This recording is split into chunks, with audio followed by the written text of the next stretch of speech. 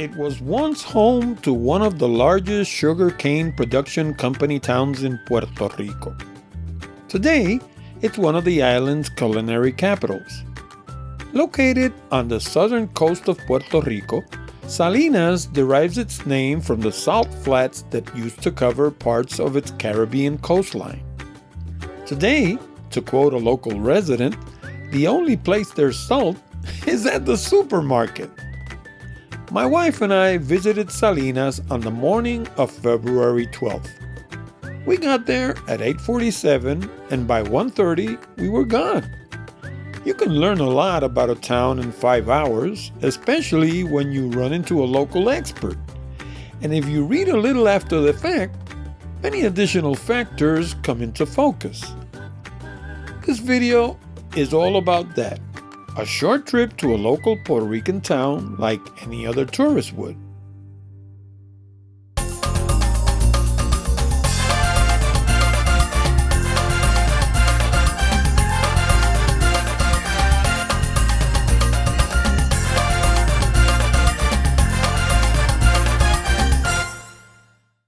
Salinas is a small town on the southern coast of Puerto Rico. The word Salinas means salt flats in English, which it used to have at some point in its history. Today, the island's largest salt flats are in the town of Cabo Rojo, on the southwestern tip of the island. At one point in time, Salinas was a sugarcane production powerhouse. More on that in a minute. Today, it still has important agricultural activity, but it's mainly in the banana and papaya business. As always, my wife and I got to town early in the morning to catch the Catholic Church open. It was a rainy trip on the way from San Juan, but by the time we got to Salinas, it was bright and sunny.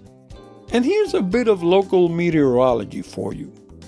Puerto Rico is divided north from south by a mountain range called La Cordillera Central. Wind normally blows from the northeast. That means that normal rain events usually happen in the northeast in the mornings and in the southwest in the afternoons. That's why it was raining in San Juan, but not in Salinas. In any case, this time we hit the mother lode. The temple was open and we walked right in. The Nuestra Señora de la Monserrate Parish is a beautiful Catholic temple located on the eastern end of Plaza Las Delicias, the square that graces this little town. Nuestra Señora de la Monserrate Parish was first erected as a wooden hermitage back in 1854. It has undergone several restorations throughout the years that have transformed it into the beautiful temple that you see today. There's a sign by the door requiring masks at all times. It also states that at 50% capacity, the temple seats 300 patrons. To me, a church for 600 people in a small town like Salinas is quite large. In any case, it's quite beautiful and well worth the visit. As we exited the church, we headed for City Hall on the southern end of the square. Salinas was founded in 1840. In 1847, it was annexed to the neighboring town of Guayama that we visited in the previous video.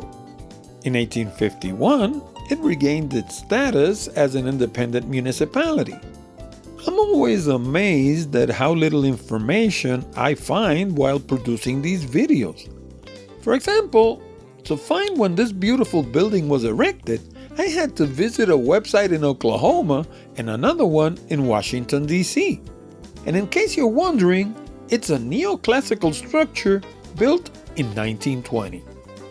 The purpose for our visit was to ask about points of interest. However, we were told that the town's tourism office was south of town in a ward called La Playa, which in the King's English means the beach. So off we went to the tourism office. But before leaving the center of town, we went for a stroll around the central square. It's a beautiful square covered in large trees that have been obviously impacted by recent hurricanes. On the south side, there are several cone-shaped sculptures that aren't readily obvious. We were told that they're actually salt shakers intended to evoke the town's salty origins. Sadly, the original salt flats no longer exist. Further north, there's a bandstand with the bust of Don Chepo Caravaggio on the west side. Caravaggio was a local union leader who was quite prominent during the town's sugarcane era. On the east, there's an obelisk dedicated to the town's Korean War heroes. The square is clean and well-groomed. Come to think of it, we didn't see any graffiti either, which is always a good thing. The drive from the center of town to the tourism office was about 10 minutes. We initially stopped at their old office located in Barrio La Playa, but that one was destroyed by Hurricane Fiona. The new office is a little to the north where an old school used to be. Our visit there was short and mostly about what we couldn't see. Why?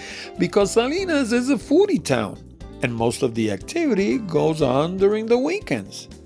Given its location as a coastal town, Salinas is one of Puerto Rico's marisco capitals.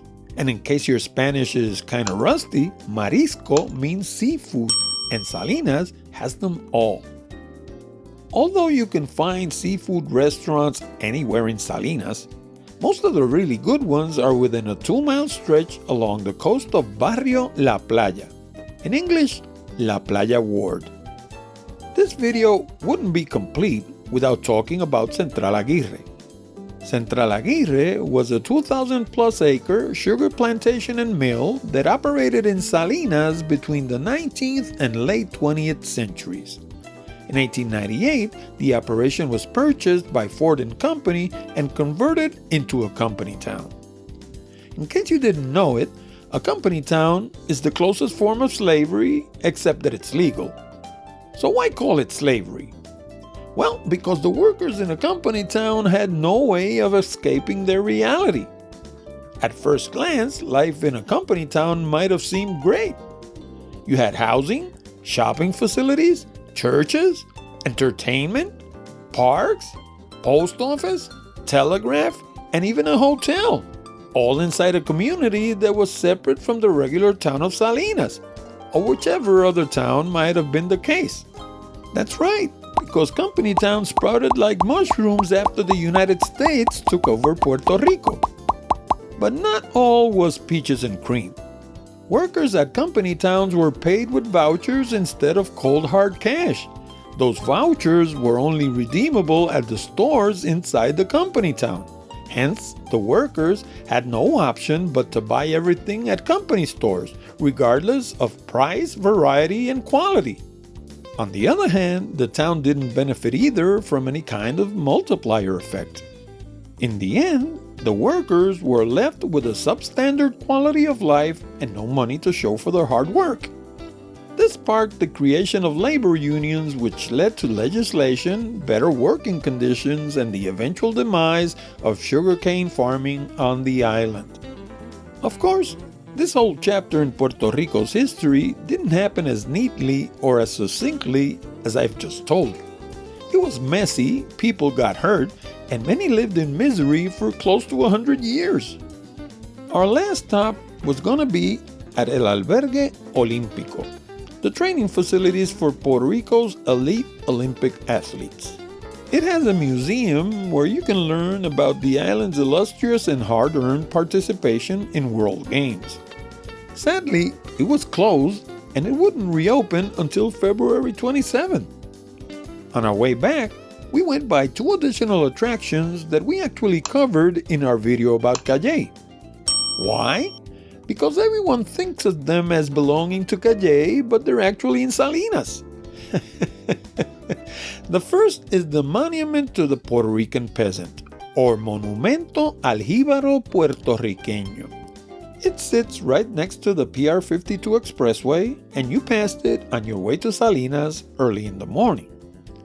There used to be a parking area where you could leave your car and walk right up to the statue. But there has been some long-term construction going on right in front of the monument, and it has been closed indefinitely. As it stands, it looks abandoned. The grass is tall, and the fence around it is corroded. I guess it has fared about as well as the island's actual peasants. Right behind El Monumento al Jíbaro, there's a couple of mountains called Las Piedras del Collado, but most Puerto Ricans know them as Las Tetas de Cayey. But the fact is that they're geographically in Salinas. So why do people call them Las Tetas de Cayey? Well, for two reasons. The first is the same reason why the Grand Tetons in the great state of Wyoming are called the Grand Tetons. Don't know why? Look it up! The second is because they're physically in the Sierra de Cayey Mountains. I've read that there are people that conduct rappelling at Las Tetas de Cayey. But don't quote me on that one because at 225 pounds and 69 years of age, I'd never try something like that. Finally, there are two things that I've left for the end on purpose. One is just information, and the second one is a special treat. When we talked about the Barrio La Playa restaurants, I didn't tell you about the keys that lay just beyond the restaurants. They're a swimmer's paradise, but they can mostly be reached by boat. So you'll have to deal with one of the local boaters to take you there and pick you up. The second is a concoction that Salinas claim to fame. It's called el Mojito Isleño, and it's a type of sauce that goes great with all sorts of seafood as well as plantain or breadfruit fritters. Here's how it's been made by our grandmas for over 50 years. First, the ingredients. Half a cup of olive oil, 2 medium onions cut into thin slices, 3/4 cups of tomato sauce, 1/3 cup of water, half a teaspoon of salt, 1 bay leaf, 2 red bell peppers cut into thin strips, and 8 olives, more if you like them. This will render a portion good for 3 pounds of fish. So how do you cook it? Well, it's actually easy. Drop everything into a 2-liter saucepan, cook everything to a boil, cover it up, and let it simmer for 20 minutes. Of course, don't forget to stir every once in a while. And that's it! You've just made your first Puerto Rican recipe. After passing Las Tetas de Cayey, it'll be about a 40-minute drive to the San Juan Metroplex. Just follow PR 52 to the very end and you'll end up at the Minillas Tunnel. And talking about San Juan, if you're planning to visit the old city, save yourself the hassle of traditional city tours. They're expensive and you'll be herded along with people that won't necessarily share your interests. Instead, order the Old San Juan Walking Tour. It's packed with useful information about all the main attractions, as well as every GPS coordinate and 2 hours of exclusive online video. That way, you'll be able to visit before you visit and hit the ground running when you arrive in the old city. See you next time!